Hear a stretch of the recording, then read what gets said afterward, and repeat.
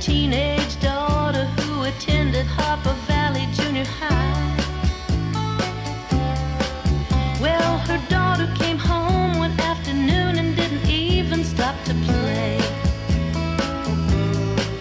And she said, "Mama, got a note from the Harper Valley PTA."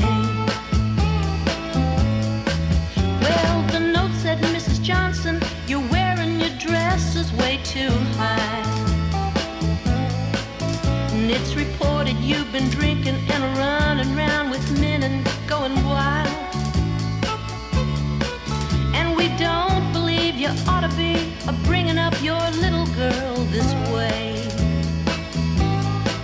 And it was signed by the secretary, Harper Valley PTA. Well, it happened that the PTA was gonna meet that very afternoon. They were sure surprised when Mrs. Johnson wore her miniskirt into the room. And as she walked up to the blackboard, I can still recall the words she had to say.